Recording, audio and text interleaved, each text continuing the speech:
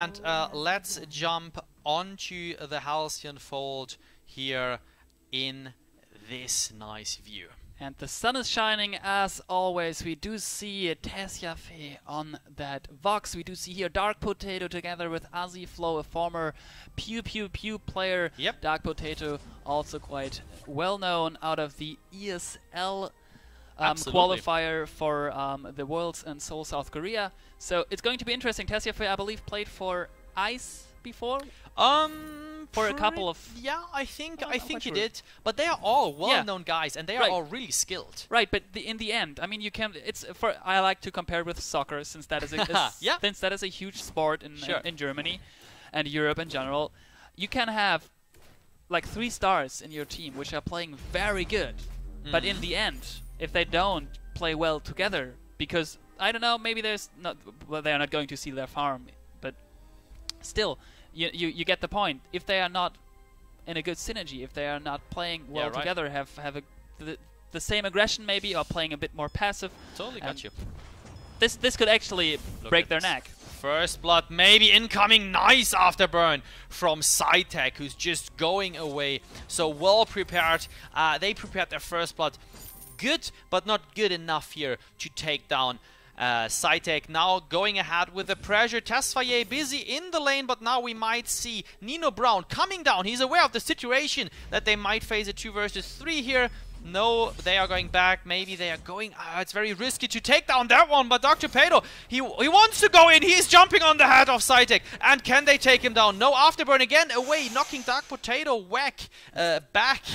And I see what you did there. And Aziflow with this beautiful Tier 3 skin. He's the main supporter. He is just or only playing support as far as I know. So we should expect a lot from this guy. A lot of protection. Dream is going back, and it's so huge for them. They actually need to jump in. They need to try to get that farm, but both stolen by Dark Potato and Aziflow. So that is 78 gold each, plus the contract gold. That is a lot of gold. They actually just stole there, as you saw when it was popping up. So that's huge advantage already early game. I mean, it's only 600 gold now, but as we explained a couple of times already, if those teams, which some of the synergy, they are actually well knit together and playing this very strong, and they're just one army roaming into the enemy jungle.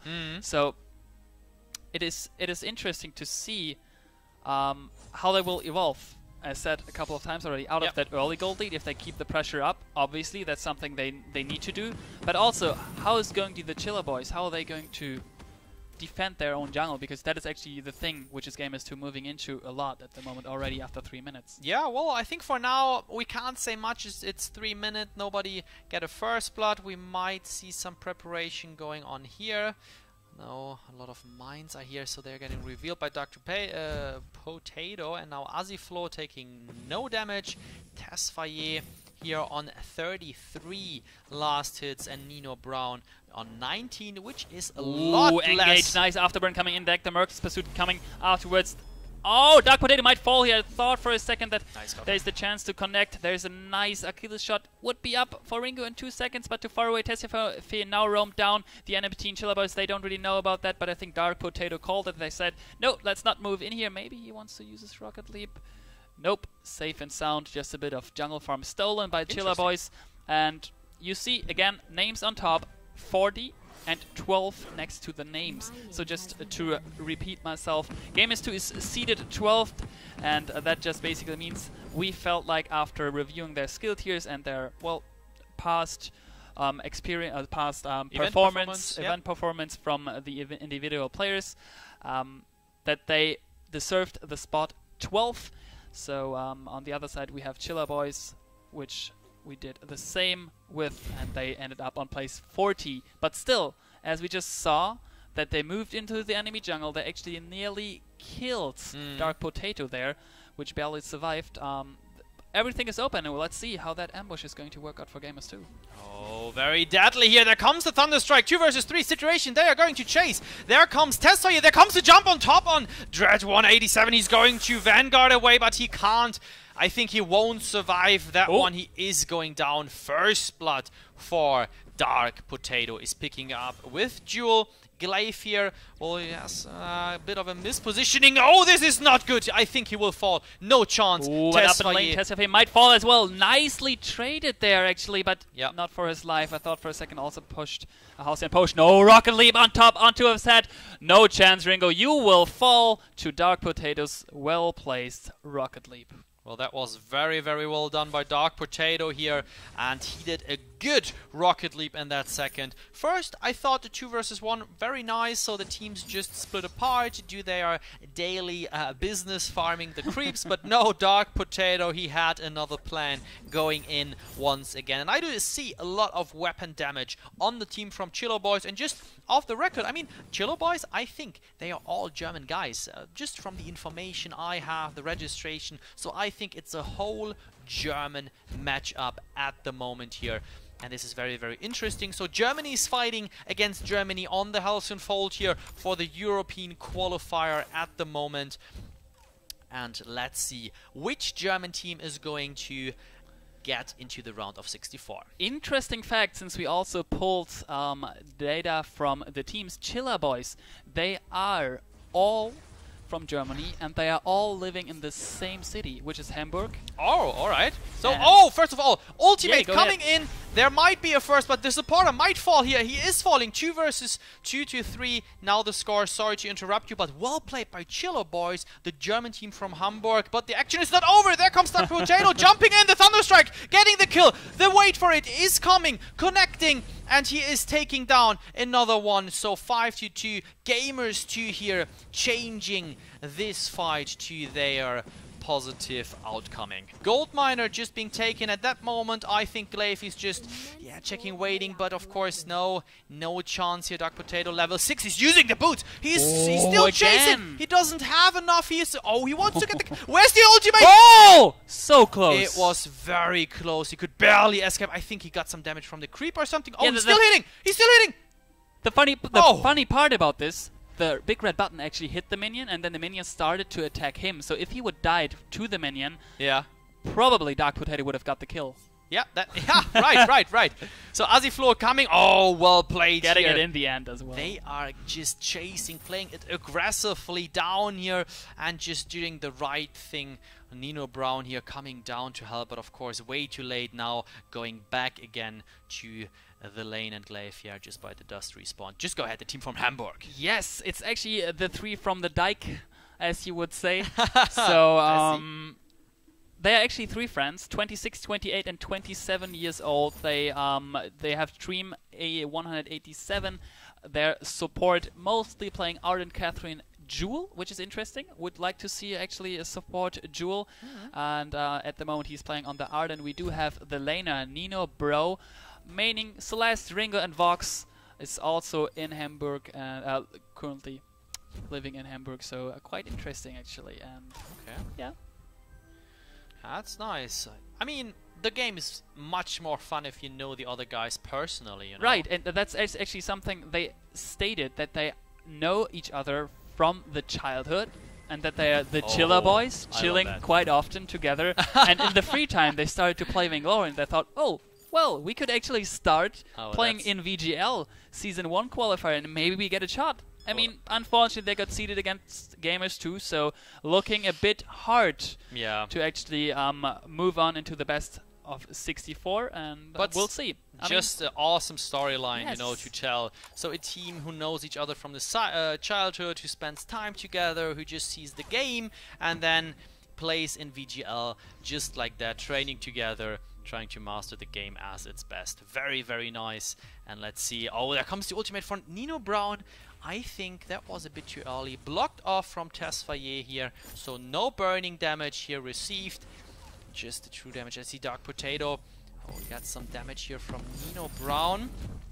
Thunderstrike not hitting. The turret does hit at the moment. They're still lurking around here, checking how they can poke or keep the enemy busy.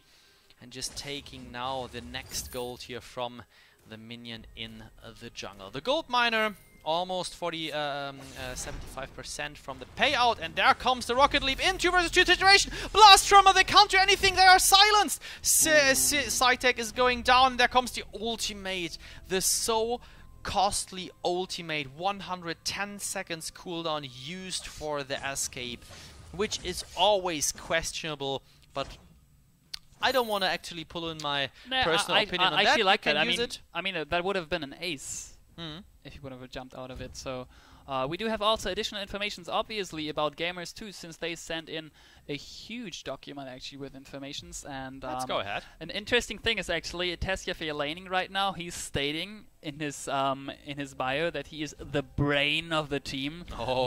No, I'm not finished. Brain of the team, strategy monster, exclamation mark, team captain. Oh. So well, knock on the wood. He knows who he is. And then more interesting, favorite heroes. He just picked all of them. Oh, and the ultimate killing off your Dark Potato with a big red button. SciTech once again, who is on 0, 4, and 2. Alright, so let's see what is going to happen here. Nino Brown just picking up that one on the lane.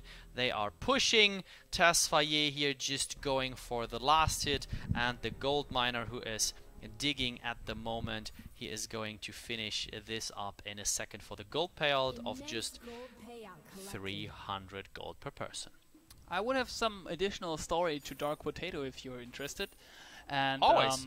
Okay, so let me go ahead. So he actually said that he's playing Vainglory since the very release in iOS in November last year, and he said he was so impressed when he saw when Vainglory got featured on the Apple keynote, that this is actually like possible, that this is looking so good, and he started the game, played it the first time, never stopped since. And as you see, his rocket leaps, not this time, but they are very strong, and he probably played a couple of 100 games since.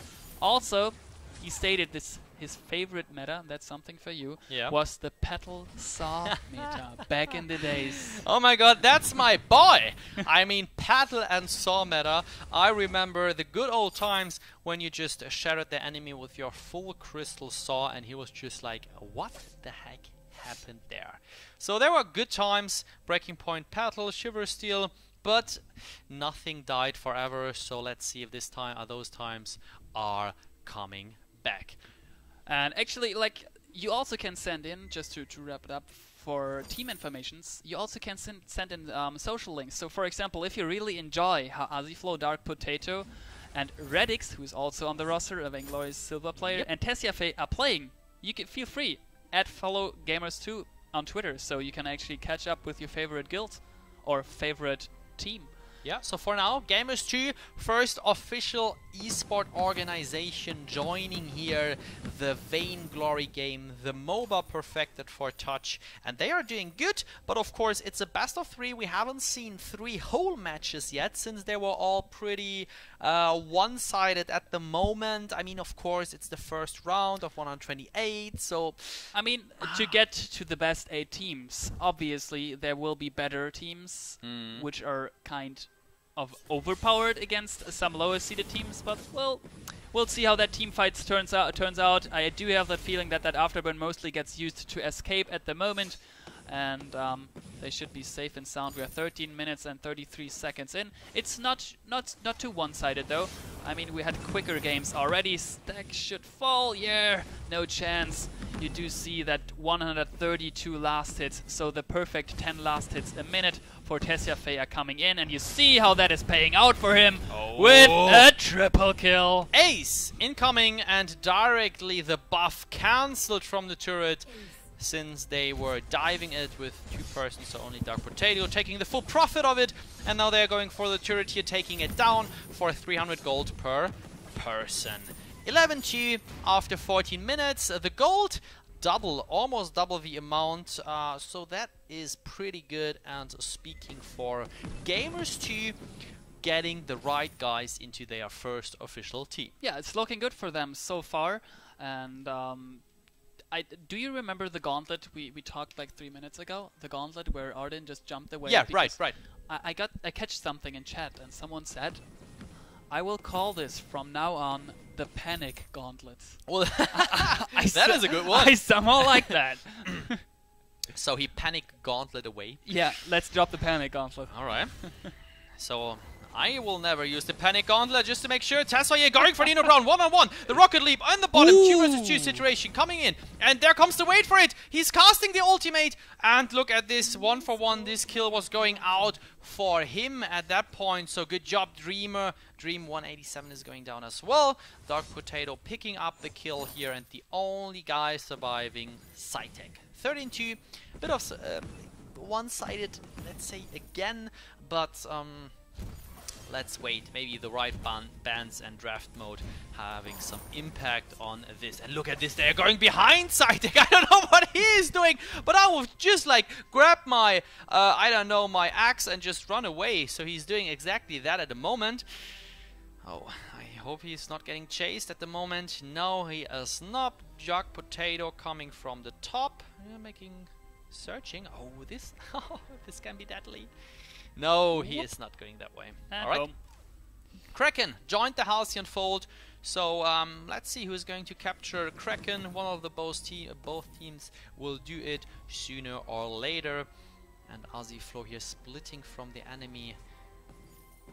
Checking out what is going on the right side of the Halcyon fold. So we have a 10k gold lead. We have actually Tesfaye still stepping up. He's 16 minutes into the game and he has 163 last hits. And since we are in the last match, I do have a strong MVP feeling right now. And if you don't know what that is about, we will inform you right after that team fight. It seems like there's a wait for it coming perfectly too, and that might be another triple kill. No, no steal. It's a triple kill coming in. Tesfaye sitting now on 8 in 1 and 3 assists. That was quick. The thing I need to wrap my head around is that he's sitting on so many last hits and still manage to be there whenever a team fight happens. Yeah, 167. I mean, in 70 minutes? That is the perfect amount. Yeah, it is. I mean, I remember some really high elo player, Xenotech, telling me... Oh, first time that happens. The first surrender is incoming in the VGL European qualifier here. So the team surrendered. The Chiller boys are thinking that, hey, we cannot face this any longer, so let's just surrender. I mean, of course, they have the option, so they took the use of it. And let's see what are they going to say in the lobby. But before we are going to jump into the lobby, let's quickly check about the items. So Dark Potato